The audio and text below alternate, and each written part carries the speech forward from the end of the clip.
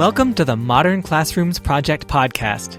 Each week, we bring you discussions with educators on how they use blended, self-paced, and mastery-based learning to better serve their students. We believe teachers learn best from each other, so this is our way of lifting up the voices of leaders and innovators in our community. This is the Modern Classrooms Project podcast. Hello and welcome to the Modern Classrooms Project podcast. My name is Tony Rose Deanna, they, them pronouns, a designated hype person here at MCP. And I am joined by an education expert, best-selling author, international speaker with 24 years of experience in education. And honestly, just like one of my favorite people to have conversations with, Dr. Catlin Tucker. Welcome, Catlin. Thank you for having me. I'm so excited to be here. Yeah, it's so exciting to be in this space with you. And thank you again so much for saying yes to the podcast again, because we've had you on already. So this is such a nice partnership again, as we continue thinking about different ways to continue making learning that much more accessible and fun for students, right? And then keeping in mind also of like how to make it more inclusive so that students can relate, students can access, students can start enjoying their learning journeys again. So before we get started, I typically ask what's bringing you joy, but I feel like I wanted to shift today and ask what is expanding your brain lately? Oh my goodness. Well, a lot of the work that I'm doing with schools around redesigning instruction and facilitation, I get a lot of pushback from some teachers who are a little reticent to change practice. And so I've been doing all of this digging into kind of research around aspects of this work. And my favorite thing that is both bringing me joy and kind of stretching my thinking and my learning is taking these really dense articles and white papers and research papers and throwing them into Notebook LM and having it generate these podcasts that I can listen to when I'm at the gym or I'm walking my dog. And so I feel like all of a sudden with AI, I'm able to ingest and process and learn so much more so that I can really speak authentically to the why we do this, what are the benefits for teachers. So yeah, that's a super nerdy answer, but it's true.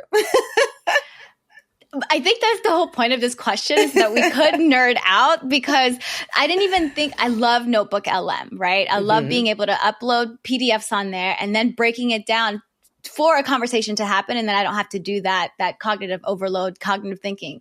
So now I follow-up question, what are some pushbacks? What are the specific pushbacks that teachers are having when it comes to redesigning? I can think of some, but I'm curious about what you're hearing. I think if I'm taking my own educated guess, most of the pushback is fear-based, right? We get comfortable doing things the way we do them. Most of us were still kind of taught traditionally. So the idea of changing practice, I get a lot of what does the research say? Why should I do this? What are the benefits for kids? And so I was just working with a group of math teachers in a district, and I had done a lot of deep dive into what does the research say about small groups and differentiation? And can I find things specific to a middle school math audience, which is what I was working with. And it's just fascinating because forever, I would stumble on research that sounded interesting, but it's 72 pages of the densest stuff ever. And I would read the abstract and a little of the introduction and maybe the discussion at the end. But now I can really get into the weeds and oh, here's what it found. And here's kind of the effect size. And here's the population that was part of the study. And just, it's super fun. Yeah, I love the naysayers, the folks who push back, because in my head, you're paying attention, honestly. So let's have this conversation, right? And it is based on a lot of fear because, like you said, comfort is just really nice to have all the time. Yeah. And so when I feel uncomfortable, that's when I start being up in arms about specific things. And, with the conversations that you're having with teachers all across, right? And you're thinking about hey, or you're talking about how there's a need for research, there's a need for why. I'm also curious about mindsets, right? Because if you do provide them, if and when you do provide them the research and the purpose and all the things about how and why these are beneficial for students, how does the mindset play a role in that? Yeah, I think the research is more a show me somebody else has done this and that there's some like proof in the pudding kind of situation, which I totally respect. Although research is often lagging behind what practice is doing. And it's very like niche, right? There's like research studies of first grade classrooms and a literacy program. And it's like, okay, then you have to draw these larger conclusions. So the research is one piece of the puzzle. But to your point, it's not going to convince anybody to change practice. It might make them a little more open to learning. But one of the exercises I do that I find really kind of powerful in PD is I'll ask teachers, I'll say, okay, most educators are either predominantly or exclusively using the whole group teacher-led, teacher-paced lesson. From your perspective, I want you to have a conversation about what are the perceived benefits of that model. Like, obviously, lots of us are using it all the time. Why are we using it? And then what are the challenges of being that teacher-led or leading a teacher-led whole group lesson? And then I have them kind of switch gears and do the same thing, but put themselves in a seat of a student. Like, from a student's perspective, what's beneficial about being part of a whole group teacher-led lesson and what's challenging? And what's fascinating is teachers generate the exact reasons why they see this as beneficial. And the top two reasons almost every single time are control, right? Control over how the content is presented, control over pacing, control over behaviors and classroom management. And then it's two, ease of planning. So it's like, it's easier to plan, of course, one lesson for a diverse group of learners than to get super intentional and differentiate and like explore different instructional models. And so when we drill down into then the challenges of like, we know the pacing doesn't work for kids. We know the rigor and complexity isn't a great fit for everybody. We're not really sure who's getting it and not. We're dealing with engagement issues. Now all of a sudden we've just like opened up the lid on why would we consider adding an instructional model to our teaching tool belt? And I think that's one of the things I'm really clear about messaging, which is I think teachers like, don't come in here and tell me I'm doing it wrong. And I'm like, I'm not here to tell you you're doing it wrong. What I'm here to do is help you build your teaching tool belt so that now we have options and choices as educators to use our professional judgment to fit the appropriate instructional model with a given lesson. So that hopefully it's more effective and we are truly reaching more learners. And this is such a great segue too, Catlin. I love it. It just kind of worked naturally, right? You wrote a book recently, a new book, because you've written a couple of books already, and it is called The Station Rotation Model and UDL. And I'm so excited about this. I had a chance to read through it as well. And I was just like, oh my gosh, everything, all of this. This is also what I needed when I was in the classroom. So before we get started, right, like what was your thought process on writing this new book? And then also a refresher for our listeners on what is UDL? Okay. Well, first of all, I cannot believe it's taken me this long to write this book. I've written multiple books about blended learning, and station rotation model is one of many blended learning models. So I think I've always written about blended learning more generally, but this is by far and away the most popular blended learning model because it can happen entirely in a classroom. It does this beautiful job of weaving together online and offline learning, individual and collaborative tasks. It frees the teacher to facilitate differentiated direct instruction with small groups and differentiated modeling sessions and give students feedback while they're working on stuff in progress, that formative feedback. So there's all of these lovely benefits to station rotation, which I've been training teachers on for 18 years. But then in the last, really since COVID, when my work aligned really deeply and kind of intersected really deeply with Dr. Katie Novak's work around universal design for learning, we really saw this opportunity to help teachers who are bought into universal design for learning kind of operationalize it in a way that felt more manageable and sustainable using these different blended learning models and strategies. So when I talk with educators who are like, yeah, I've heard of universal design for learning, like I've heard UDL thrown around a lot, but I'm not exactly sure what it actually means. I kind of keep it simple, which is it's all about striving to make learning accessible, inclusive, and equitable. So like universal design as a concept actually has its roots in architecture and the idea that we want anybody to be able to access a building. And when we design learning, universally designed learning, the goal is that everyone can access the learning experience, right? And how are we making it accessible and inclusive and equitable?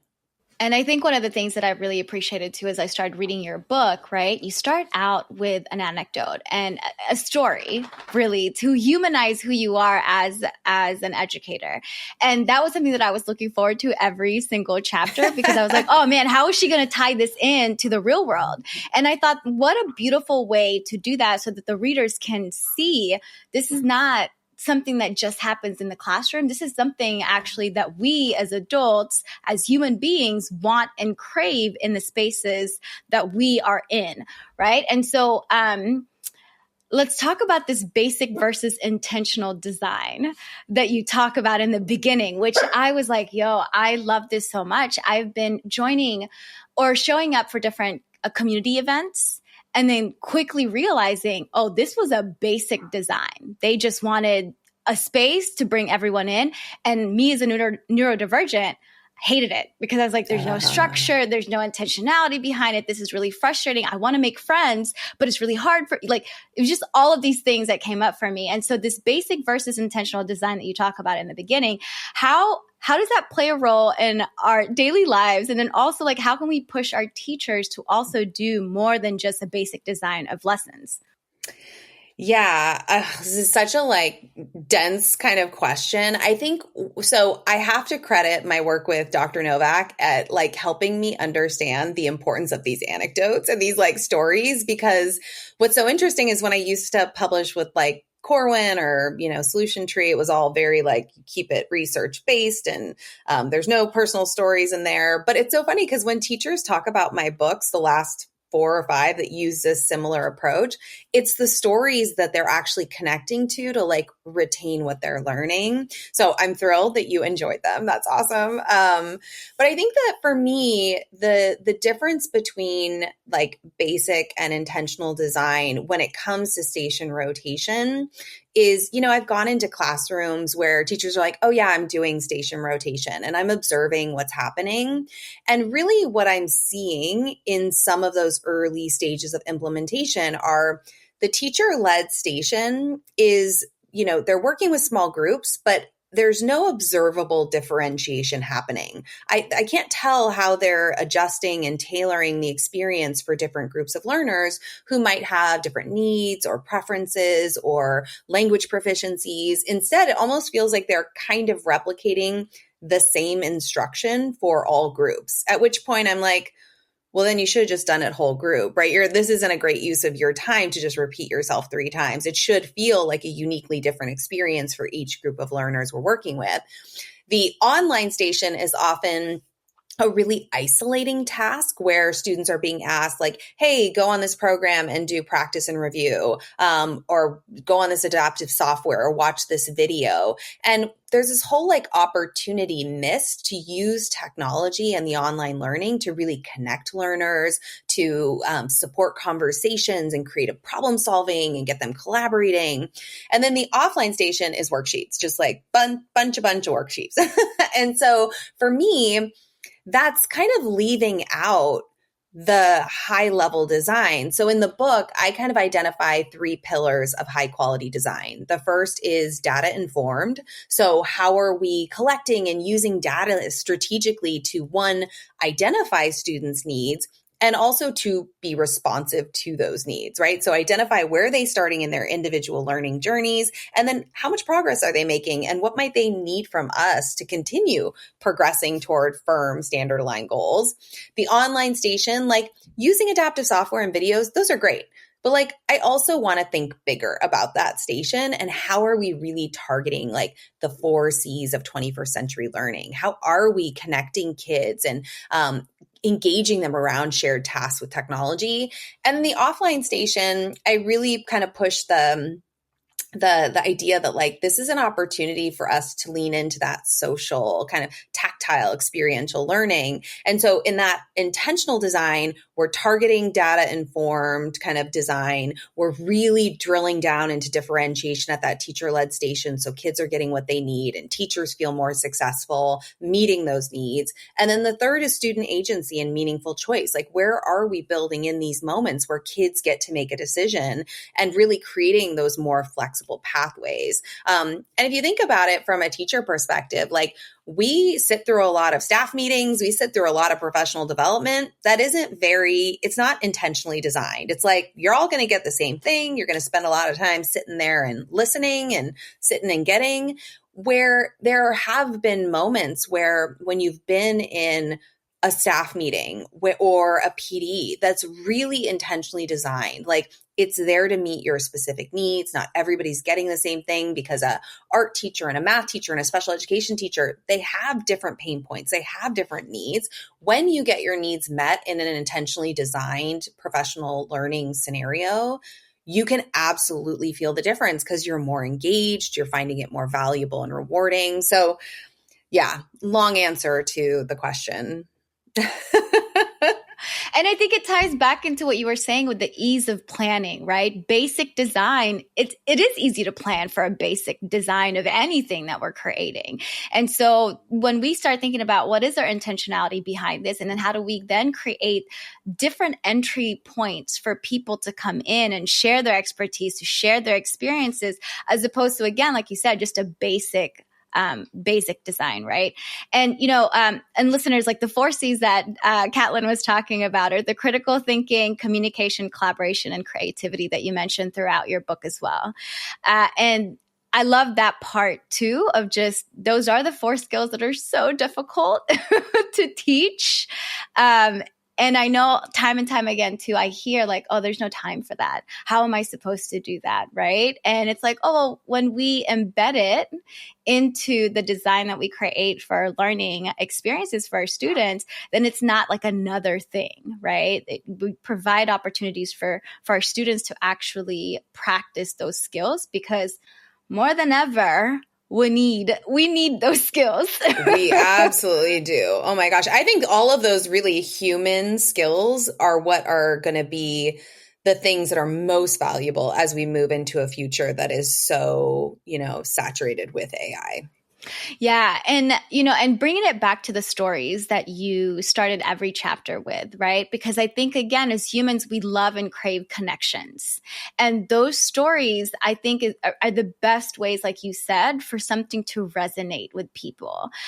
Because, I just chuckled at one of your stories about Disney World, I think, with your sister. And just like there's a good amount of age ranges and interest, right? And then like, planning something out where everyone is doing all the things just like was not a thing at all. And so it's like, oh, we do think about these things outside of the classroom, outside of the school, in our everyday lives to make it a little bit easier, not just for me, but also for everyone else involved in that experience. So I don't know. I just felt like, oh my gosh, I know Catlin a little bit more. It's so cool. You can hear how I designed a Disneyland trip so toddlers, teenagers, and old people could have a good time. Yeah. And that's the thing, right? Like that's something that we don't have enough conversations about. It's just kind of like, oh, we're all going to go here. And these are all the things that we're going to do together. And that's not really it. So that's that whole concept of the basic versus intentional design, not just for lessons, but also for real life, You talked about the traditional learning centers a little bit. You didn't use those words. You just said like, hey, I've walked into some classrooms and this is how it was looking, where the teacher was saying the lesson 3 times. And I've also witnessed that when I was doing some classroom walkthroughs, and I was like, yo, aren't you exhausted? Like, yeah. Also, aren't you bored of saying the same thing over and over again? Or you're in that moment and you're like, wait, did I already say it for this group? Like, I can't even remember where I'm at because I've said it so many times. Right. And then to think about also, if you have 4 classes and 3 different stations, that's 12 times that you're repeating yourself. And so again, that's just not, like you said, a great use of time for yourself and the students as well. And I also have to say that I was also that person who did that traditional learning centers, right? So like I was the one who was repeating myself 15 times because I didn't know any better. And then when you talked about the offline part where the worksheets, this is again another thing that I also did. It was busy work. It was just like, okay, that's like just one more thing that the kids have to do because there was really nothing else that I wanted them to do.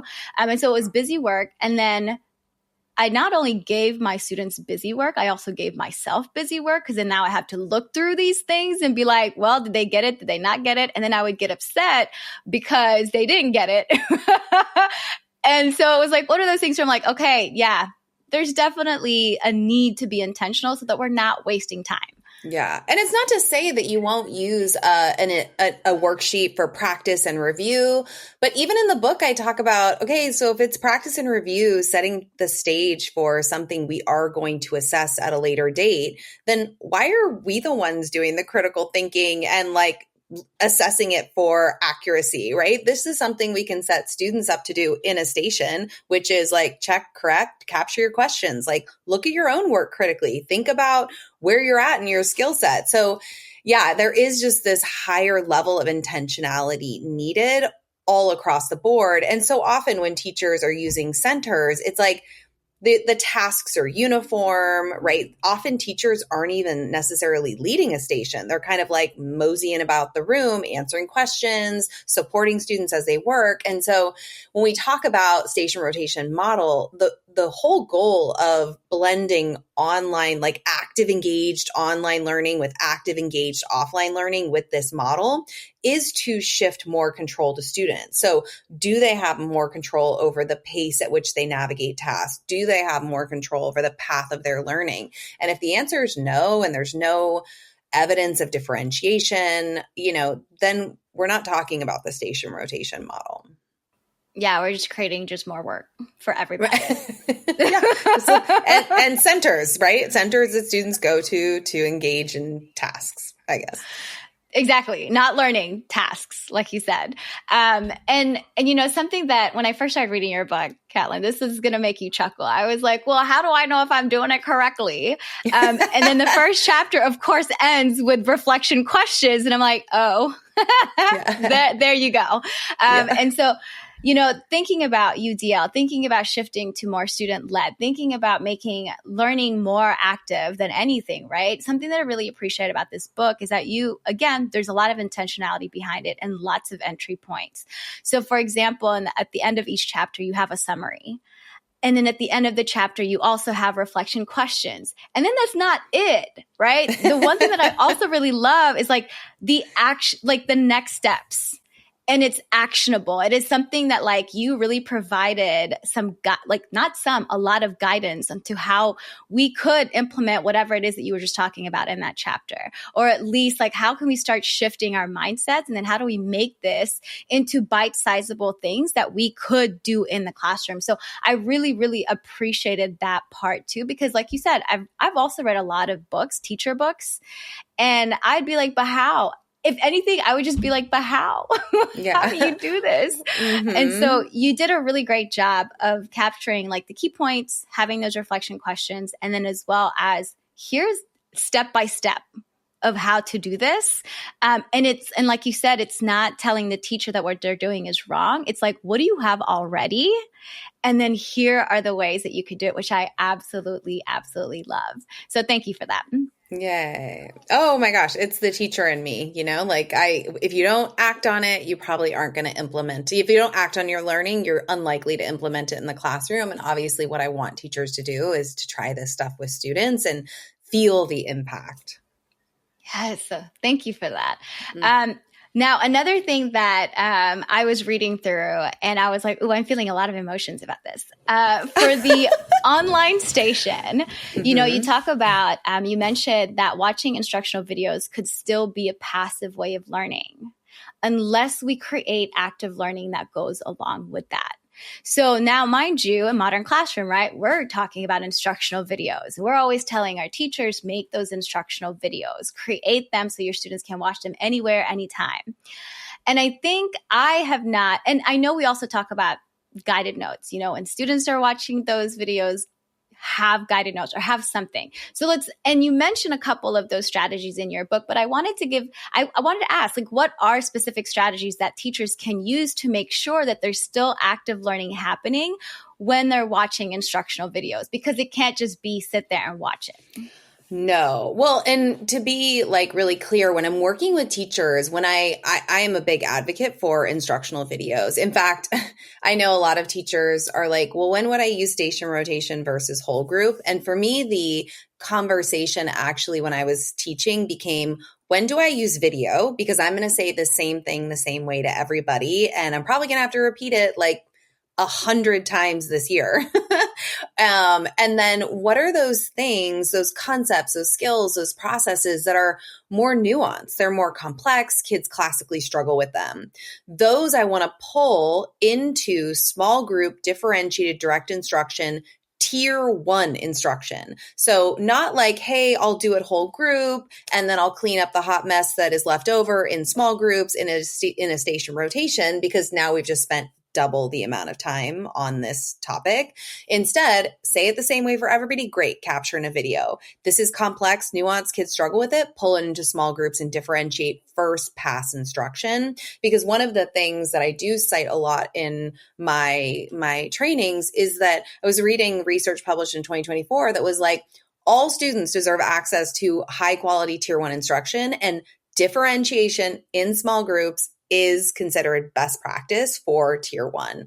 And so for me, it's getting out of that mindset that small groups is somehow relegated to tier 2 support or tier 2 or tier 3 intervention, but it can actually be a strategy to really elevate tier 1 instruction at times. And so if we're going to use video, which I'm a huge proponent of, the pushback I get from teachers is, well, what if kids don't really watch it? What if they don't understand it? What if all the what ifs, right? And again, that's all our fears about offloading some transfer of information to video. So my message to teachers is, if you have those fears, if students aren't learning effectively from the videos, they're not engaging with them in the ways that you want, then how do we build engagement? Let's get proactive. Let's not decide not to use it because we're scared kids won't do whatever. Let's instead build a structure maybe we have a group of learners doing reciprocal teaching with a video, right? Where they each have a role, and one is the summarizer and the predictor and the clarifier and the questioner.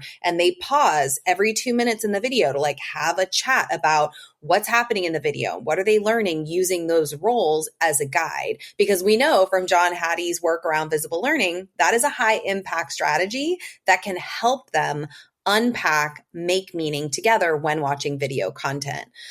We'll also do things maybe we give students a would you rather choice, because kids are different. Variability is real. And so if I'm having them watch video instruction that's wrapped in an ed puzzle, maybe the choice is, do you want to self-pace through this ed puzzle on your own and answer the questions, typing the responses into ed puzzle?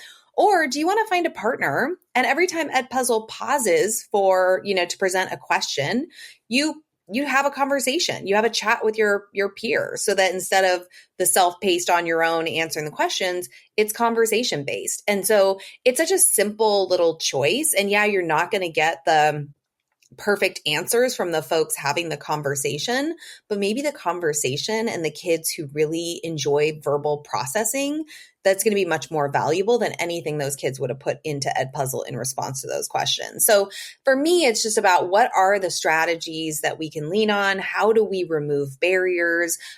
Because for some students, a video or listening to a podcast is going to be much more accessible than listening to the teacher talking at the front of the room. Yeah. And thank you for that. But because I think in my head, I was just oh man, I never even considered that watching a video could be passive learning, right? Because I know for me, I'm always talking about, we want to make active learners. We want to create active learners. We want to create active learners. And if we're not careful, right? If we're not careful, then we could potentially continue that cycle of creating passive learners when we're not intentional behind the instructional videos that we provide for our students, and also not providing opportunities for students to talk about the things that they're watching, right? And so that's something to keep in mind too, because I know, oh man, Catlin, I am such an opponent. I am so against guided notes. And I know like MCP is going to frown on me for saying that. And I only say that because, again, a lot of the times there's no intention behind that guided notes. Except for students to write it down. So it's not like, what are students using? Why are they taking notes, right? Are they going to refer back to these guided notes? Are you going to provide opportunities for students to go back to the guided notes, right? Because a lot of the times I saw that it was also just busy work. And I think it was one of my students who was learning English. She was the one who made me kind of have a bigger like question about guided notes, because again, she's learning English. And so a 6-minute video with guided notes took her 35 minutes because she was just writing things down. She wasn't getting anything. She was just writing things down. And in her head, she thought, oh, I'm mastering it because I'm writing things down. And that's not the case at all. And so I saw it as a barrier. And so now thinking about thinking about strategies to create active learners, it is that reflection piece afterwards, the processing piece afterwards. Let's talk about what you just read, or what you just listened to and watched, as opposed to the guided notes part. Do you have a thing? Yeah. Can you help me shift my brain to not be so against guided notes? Well, I don't think all guided note experiences are created equal. That's what I will say, Tony Rose. Like I've seen guided notes at work that are simply, are you listening to the video so you can fill in this word or phrase? And to me, that feels more like a strategy to just keep your attention so that you are copying down the right things in the right place. For me, I think there's guided notes that could be more valuable, where it's asking or challenging students to, maybe a concept is unpacked in the video and the student is asked to kind of rephrase that concept or explain it to a younger student in their own words. Or, hey, this is the concept we just covered in the video. Can you create an analogy to something else that you're familiar with that makes this, that kind of is similar but different? And you can explain why you're connecting these two. To me, now we're pushing the brain to make these connections, because when we introduce new information in any form, but like in a video or a mini lesson or small group session, when we give students a new piece of information, they have to kind of like metaphorically Velcro it to something in their existing knowledge framework.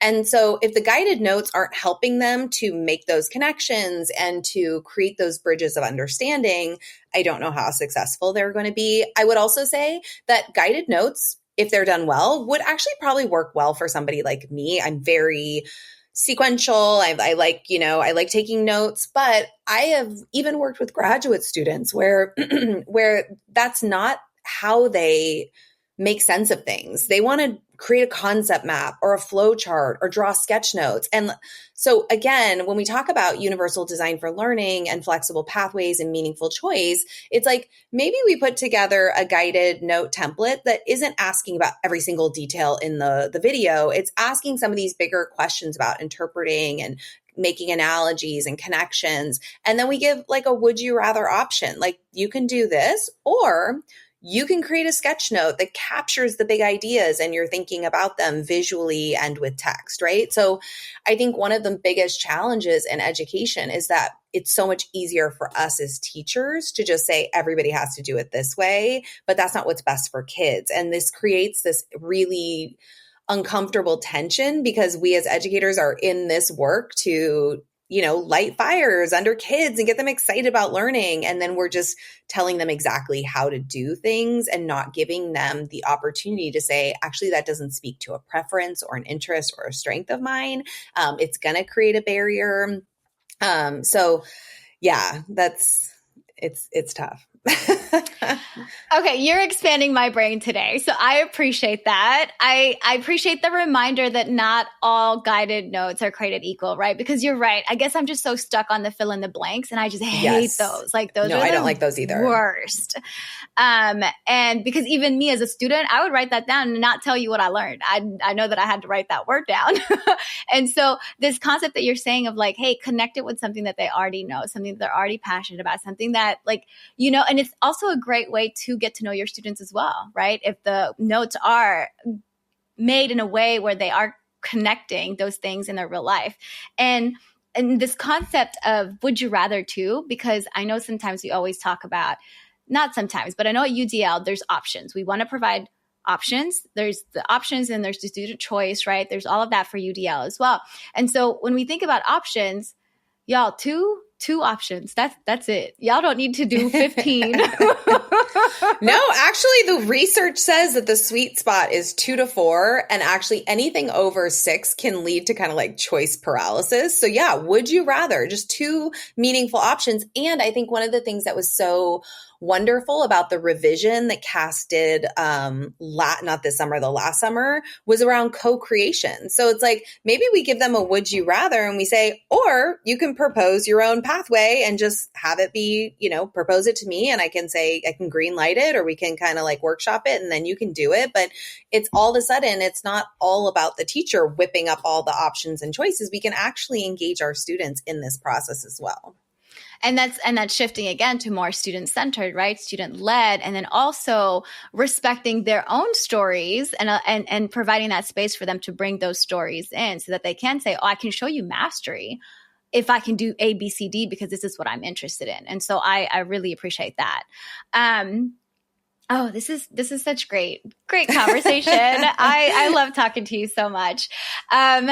So going back to like the station rotation model, right? Like again, we're releasing control. We are being more intentional. We are listening to students and watching and observing them.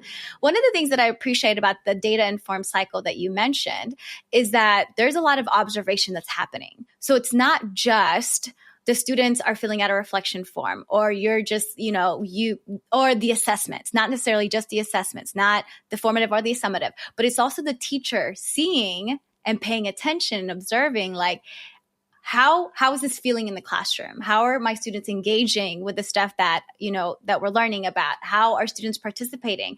All of that good stuff. So I really loved highlighting that part too, of just the fact that observation is data. Y'all, let's pay attention to how this is emotions are data. It doesn't necessarily have to be tied to a standardized test or a quiz test or anything like that. And so that was like another question of like, well, what does that look like exactly? And then you provide a rubric. So I was coming up with questions, Catlin, as I was reading. And then I turned the page and I'm like, oh, there it is. That is hilarious. It's great that I think you were just like, again, thinking about educators, right? In your head of like, okay, I'm going to say this thing. And then now here's the thing to continue your learning, right? So I really appreciated that. So thank you for that. And how did you come across like the data informed cycle? How did you create that and do all of those things? Because I think, again, teachers struggle with data, right? Like we don't really know what to do with data. Mm-hmm. Well, if I'm being super honest, the conversations when I was teaching were so many of the administrative conversations about data in like staff meetings was about the like big data being collected by the standardized exams that like the whole state of California had to take. And it just wasn't data that like I was all that interested in. I want to collect data specific to my students in a specific moment of time to understand who they are, what they need, what's going to work for them. And so the data-informed design cycle that I created really starts with like pre-assessment. So we cannot actually design with a high level of intentionality if we don't know where our little kiddos are starting, right? Because, learning is not like lining up for a race. They're all over the place, right? Some are way far behind the start line. And so if we assume they're in a certain location, we lose them on lesson 1 because they actually need differentiated entry points into the learning pathway. They're going to need some pre-teaching of vocabulary. They're going to need some building background in order to even get to the on-ramp to the learning pathway. Then there are kids who are already down the learning pathway. Like they know about certain concepts. They already have some skills in their skill set.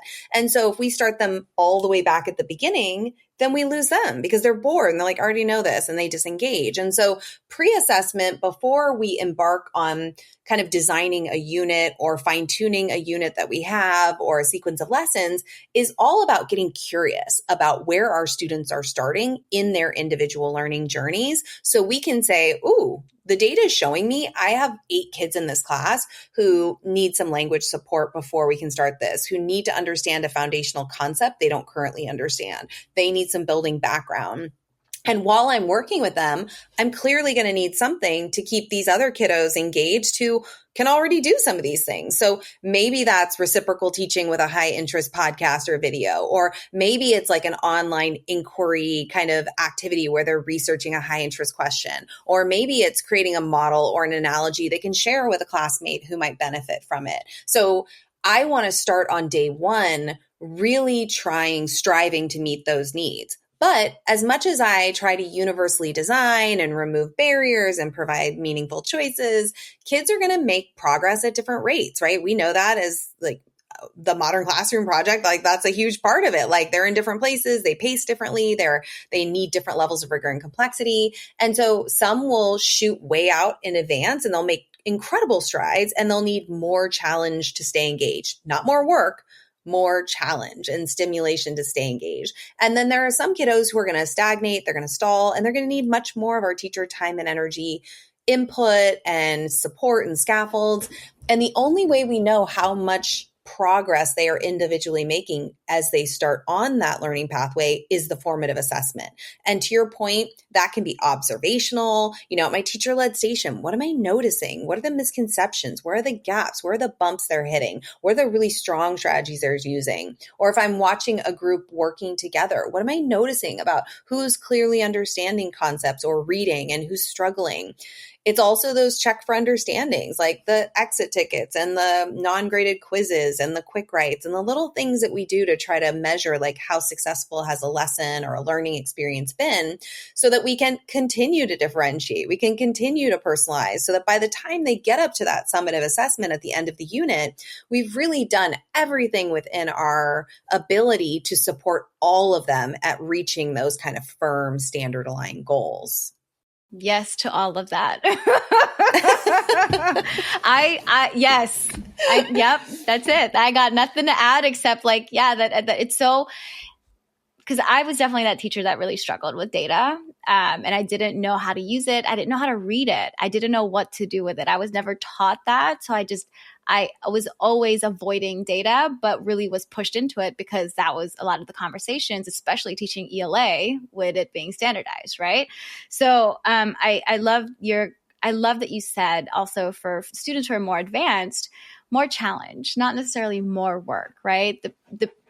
The pre-assessment is so important, especially when it comes to getting to know our students. And the way that you said also of like getting curious, right? Like, let's not judge. Let's not get, upset or disappointed or anything. It's just getting curious. Like, oh, okay, so these are the facts. I'm not going to attach any kind of emotions to it. And then here are the strategies that we could do together to make sure that our students, like you said, have differentiated entry points.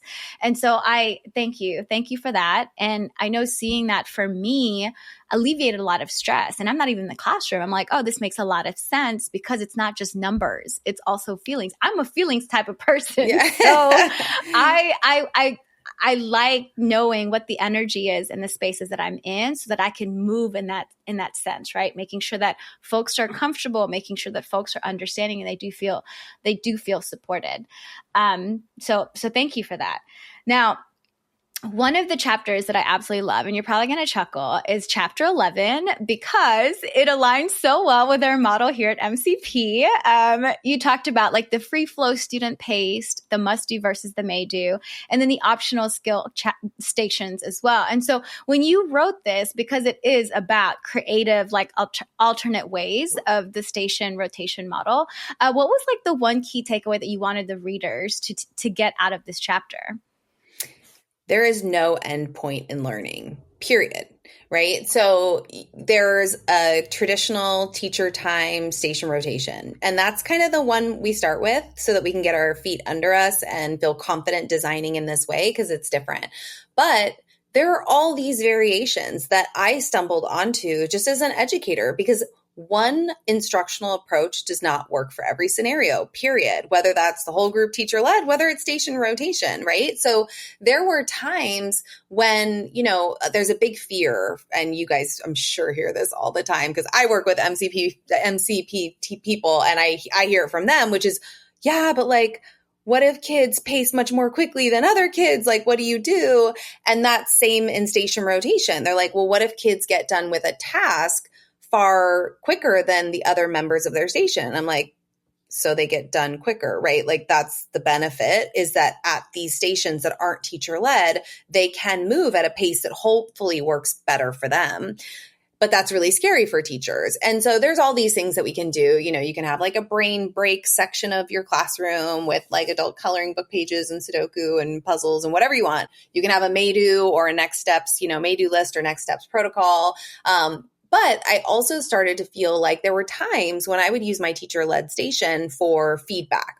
Kids were working on a performance task or a project or a writing piece in progress. And so I was dedicating that time to giving focused, actionable, formative feedback as they worked.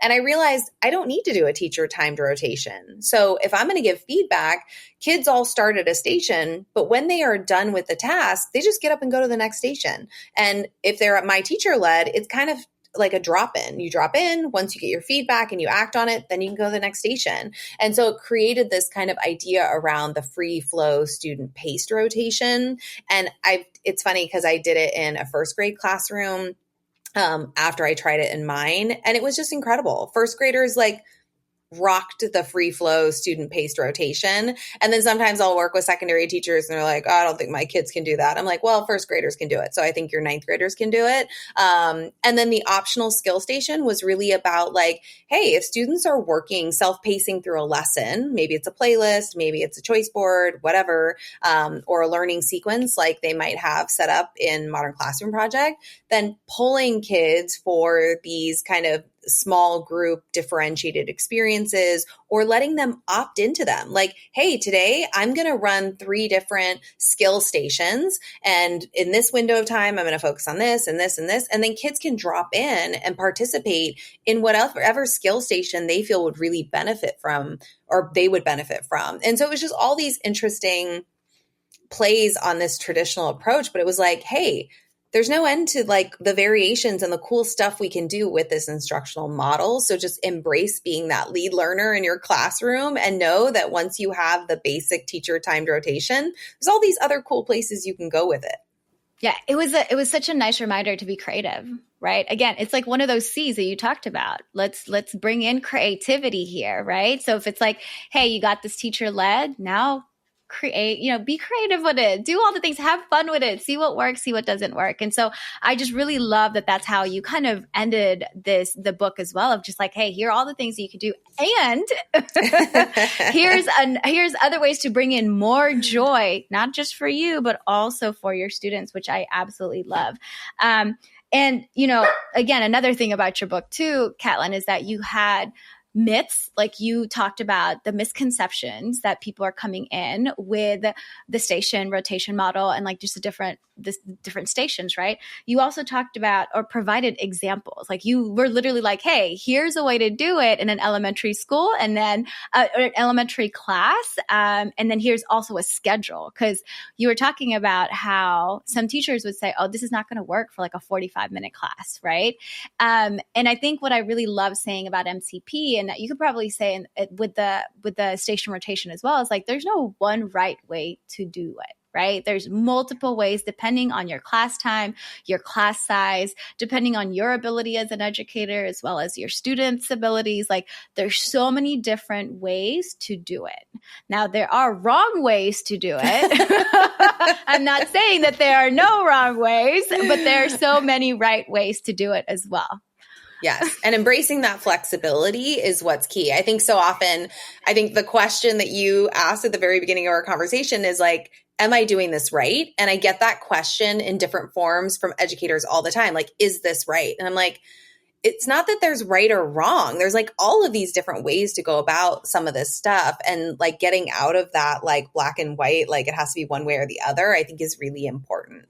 Yeah. And like you said, it is a challenge because if we've been teaching the same way for many years, and then you tell me that I have to shift, like I need it to be black and white to make sense in my head sometimes. Right.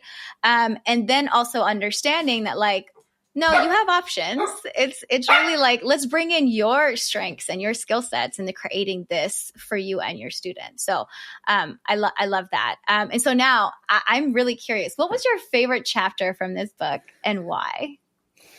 Ooh, that's a really, I think probably the teacher-led station. And it's more because one, for me as an educator, that's where the magic happens. Like for everybody listening, I started my career as that total traditional teacher. I wrote the agenda on the front of the board. I marched my class through it. It was always a collection of learning activities. Like I didn't talk at them all period, but I was very traditional. And I almost quit. I almost quit this job at about year 5 because I was like, this is not what I thought I was signing up for. I don't feel like my kids want to be here. I don't feel like I'm being effective. And I remember leading those whole group lessons and seeing kids who needed more, right? They had been absent for 2 weeks. They were struggling with something. And in my mind, it was like, can you come in at lunch? Can you stay at break? Do you have to race out after school? Like, when can I meet your specific needs as a learner? And then when I started exploring station rotation model, because I think some people think I developed this model. I did not. I just talk about it a lot. It was like the first time when I was like, oh my gosh, in this class of 32 kids, I can work with 6 to 8 students and really understand where they're at, what they need, give them personal like time and attention.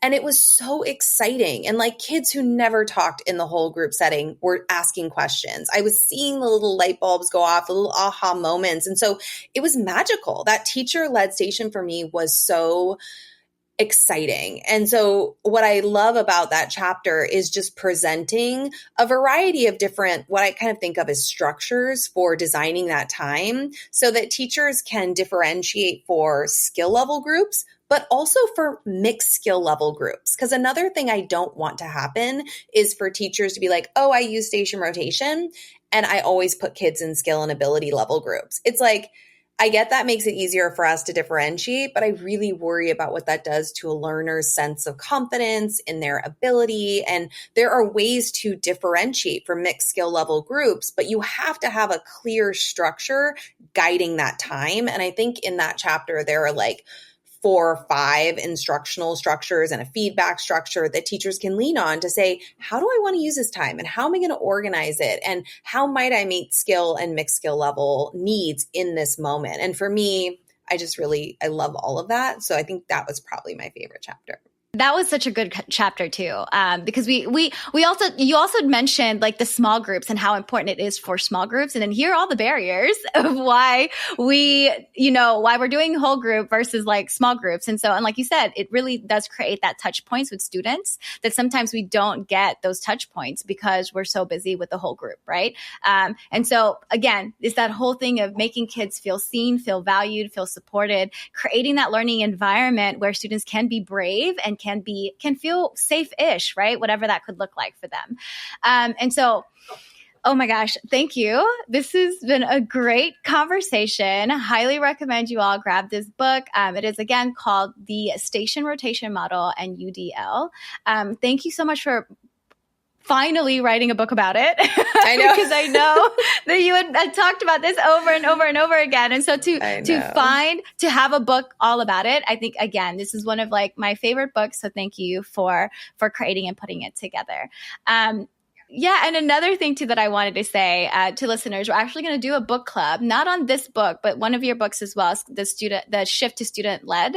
And so I'm really excited about doing that this upcoming semester, this upcoming October. And so because there's been a lot of talk about this book as well. So I'm like, okay, well then you know what? This is going to be the second book that we do by Catlin. We'll do the third one next year about the station rotation model. Like it's a vibe because again, our work aligns so well together. So it's really great. So, okay, well, how can listeners connect with you if they want to ask and learn more? Yeah, well, catlintucker.com is like my one-stop shop. If you want to follow my blog, I blog almost every week and share lots of resources and strategies. My books are there. My courses are there. And I can actually, Tony Rose, send a link for anybody who's excited to do maybe a book study of station rotation in UDL on their campus with leadership or whatever, or PLC. I just released a free study guide to go with the book that just kind of builds even more engagement around it. So I'll make sure you guys have that link so you can share it in the show notes if you want. Yes, I'm so excited about that. I'm so excited about it. And so again, just thank you so much. This has been always such a joyful space when I'm with you. So thank you for expanding my brain and sharing your brain, honestly. So thank you again. Thank you for having me. Yeah, it's always a pleasure to chat. Yay. Listeners, remember you can always email us at podcast@modernclassrooms.org, and you can find the show notes for this episode at podcast.modernclassrooms.org. We'll have this episode's video uploaded on Modern Classroom's YouTube channel and transcript uploaded by Friday, so be sure to check back to access those. Also, we are asking our listeners to leave a review if this podcast has been helpful in supporting you to create a human-centered learning environment through a blended, self-paced, and mastery-based model. It does help other folks find it. Thank you all for listening. Have a great week, and we'll be back next Sunday.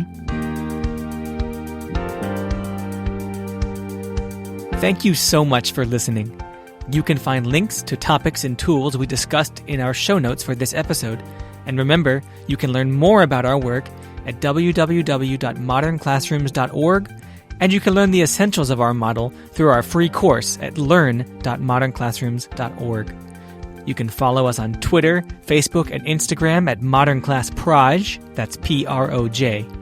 We are so appreciative of all you do for students and schools. Have a great week, and we'll be back next Sunday with another episode of the Modern Classrooms Project podcast.